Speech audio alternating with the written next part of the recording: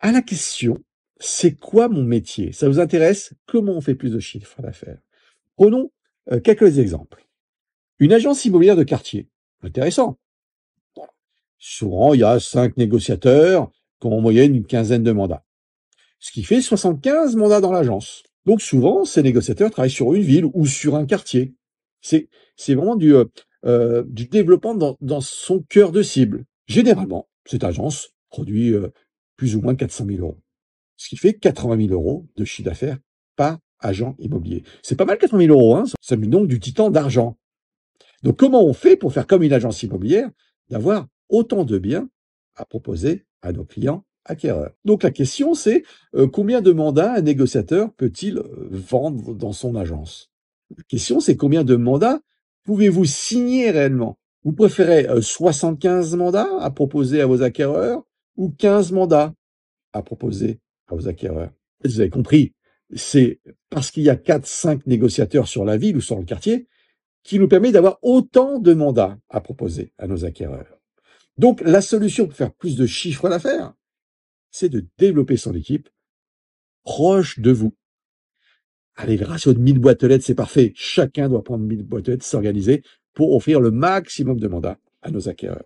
Parce qu'un acquéreur, ça achète toujours par comparaison. Généralement, ils vont faire entre 10 et 15 visites avant l'achat. Tu les as, les 10 ou 15 biens à proposer? Une maison, par exemple, au prix moyen à 400 000 euros. Tu les as? Ben non, tu les as pas. Tu les as pas parce que justement, tu n'as pas développé ton équipe dans ton cœur de cible. Et deuxième grande clé de la réussite, c'est que un vendeur, quand ils mettent en vente au départ, ils en veulent trop cher. Prenons ce cas-là à 500 000 euros. L'acquéreur veut toujours acheter pas cher. C'est normal au début. Ils vont vouloir, allez, je suis un super négociateur, moi avec moi c'est clair, hein, je vais négocier à fond et j'aurai la maison la moins chère possible. Et souvent, le bien tourne entre 420 et 460 000 euros. Bon, c'était génial. On mettait un bien en ligne et les gens appelaient. Donc dans ce loger, on mettait le bien et ça sonnait. Malheureusement, ce loger nous a habitués à être médiocres. Il faisait le travail à notre place. Il nous a rendus feignants. Car notre métier était de rentrer un bien, de le mettre en ligne, et après ça sonnait. Sauf qu'aujourd'hui, ça sonne plus. Ça sonne plus parce que l'écart entre ce que le vendeur veut, la réalité du marché, et ce que les acquéreurs veulent acheter, est beaucoup trop grand. C'est pour ça que ça sonne plus. Donc, il faut donc se réajuster. Il faut donc arrêter de prier Saint se loger ou Saint le bon coin. Ça nous a rendus feignants. Alors, il faut réagir. C'est pour ça que je prends un peu de temps aujourd'hui pour vous enseigner ce qu'on faisait avant, en 98, en 95. Il n'y avait pas de se loger. Et on vendait très bien. Revenons donc sur des grands basiques. J'ai du stock à proposer à mes acquéreurs. Parce que j'ai densifié ma zone avec des collègues à moi, des gens que je connaissais des autres réseaux ou des gens en reconversion. Mais en tout cas, on va s'organiser pour avoir une densification des biens. C'est-à-dire qu'un maximum de biens à proposer à nos acquéreurs. C'est là la magie du développement du réseau. C'est pas simplement pour être milliardaire, c'est pas ça le truc. C'est de pouvoir proposer un maximum de biens à mes acquéreurs et qu'on travaille en intercabinet entre nous. J'ai le client vendeur, tel client acquéreur, on y va. Et donc les acquéreurs vont pouvoir acheter par comparaison. Alors revenons sur un principe simple. Il faut absolument que vos acquéreurs puissiez les qualifier entre 0 et 6 mois. Donc c'est ce qu'on appelle des clients A, c'est les clients qui veulent absolument acheter. Et on peut même rajouter des clients AP, des clients propriétaires. C'est pas mieux d'avoir un acquéreur propriétaire? Bah, bien sûr que c'est mieux, car s'il achète demain, tu auras donc un bien en vente. Tu auras donc les clients qui seront plutôt B, c'est les clients qui achèteront plutôt entre 6 et 12 mois. Donc, il faut du temps pour qu'ils puissent se dire, mon achat, allez, centre-ville, dernier étage, terrasse, 2 box, gardien, pas cher, ça n'existe pas. Donc, il faut donc du temps pour qu'ils puissent s'apercevoir de cela. Et donc, tout ton travail à toi, c'est de prendre des clients B qui ont déjà 2, 3 mois de maturité, qui commencent à dire, bah, ce que je veux n'existe pas, pour lui ouvrir les champs du possible. C'est ton travail à toi. C'est ce passage de B à A, vous voyez, où il est intéressant de prendre ses acquéreurs. Et bien sûr, garder du lièvre. Vous savez, ces acquéreurs qui ont la maladie de la visite, ils achèteront jamais, mais veulent visiter. Tant mieux, ça va donc vous permettre de négocier un mandat avec un vendeur et de lui dire, mon client visitera samedi. Et donc, le samedi, tu vas lui emmener 4, 5 clients. Allez, 2 clients A, 4 clients en B et un client en L. Revenons sur un schéma tout simple. Donc, tu es tout seul dans ton secteur. Tu as 5 mandats en stock. Un client t'appelle pour visiter une maison, la maison que tu vois à l'écran, la maison A.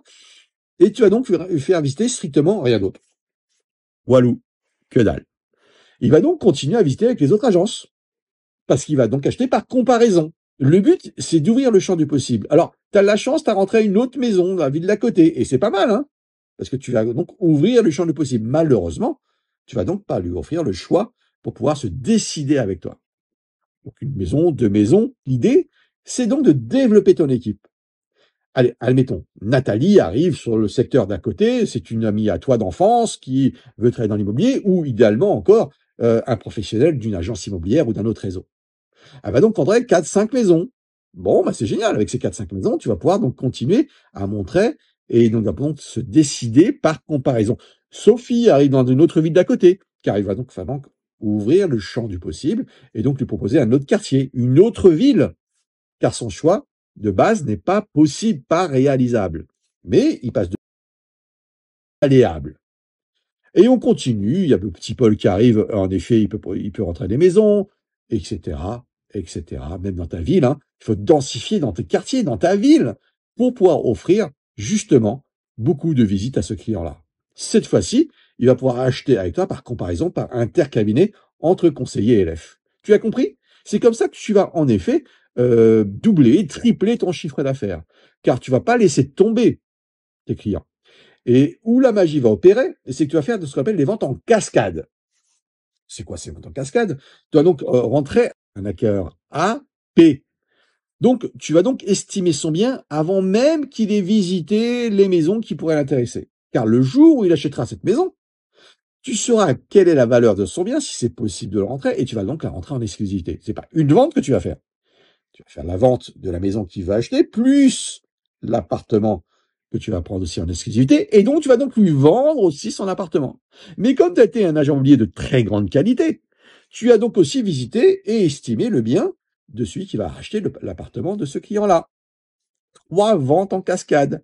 Et donc, en faisant des ventes en cascade, tu vas multiplier par 3 ton chiffre d'affaires sans faire plus d'efforts. Donc, par contre, ce qu'il faut faire, il te faut donc avoir 15 biens en stock, multiplié par le nombre de collègues, d'associés que tu auras sur le secteur.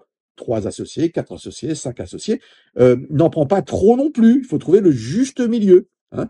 Idéalement, c'est d'avoir 10 000 boîtes aux lettres sur lesquelles tu vas pouvoir utiliser à fond à 100% grâce à Moncid. Car Moncid est un moyen incroyable pour rentrer du mandat. Tu as besoin d'une maison, bah, fais les rotations, fais les DPE, fais les biens en vente des confrères. Petite nouvelle, vous allez avoir bientôt des ambassadeurs, des référents Mon Site dans vos régions, sur lesquels il va falloir se déplacer chez eux pour qu'ils vous montrent la puissance de cet outil qui est juste phénoménal. Ça y est, tu as le stock, tu as le chiffre d'affaires suffisant pour pouvoir cartonner durablement dans ton secteur. Et c'est pas plus sympa de travailler en équipe, de faire le marché en commun, de faire des animations, de la prospection en commun. Et tu seras surtout le consultant le plus connu au monde dans ton quartier, comme ton collègue d'à côté, qui sera le consultant au monde le plus connu dans ton quartier. Et la marque LF va donc rayonner dans l'éternité. Voilà comment on fait pour travailler dans sa cible. C'est grâce au développement de ton réseau. J'étais très clair? Donc voilà, oui, des questions se posent. Comment je fais pour recruter? Tu as plein de formations. Tu as le Team Camp Pro, tu as le Team Camp One. Tu as tout ce qu'il faut sur Lucie pour t'inscrire, pour savoir comment faire pour bien développer ton équipe. Et pour finir, arrête de rentrer du mandat. C'est pas ce qu'on te demande. Si tu utilises cette méthode de développement d'équipe pour avoir le maximum de mandats à offrir tes acquéreurs, tu vas pas rentrer des mandats. Tu vas rentrer des ventes grâce aux ventes en cascade et aux choix que les clients peuvent faire. Voilà, j'espère être très très clair. Donc, les moments difficiles, ils sont derrière nous. Le facile, il reviendra pas. Ne comptez plus sur Sology ni sur Boncoin. Comptez sur vous et vos équipes. Travaillez en intercabinet.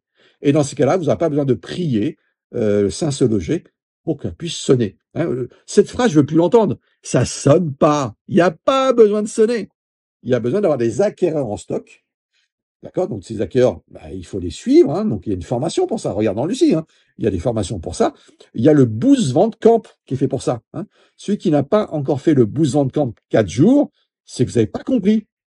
En 4 jours, on vous réapprend toutes ces stratégies, vieilles comme le monde, faites par les meilleurs consultants en immobilier.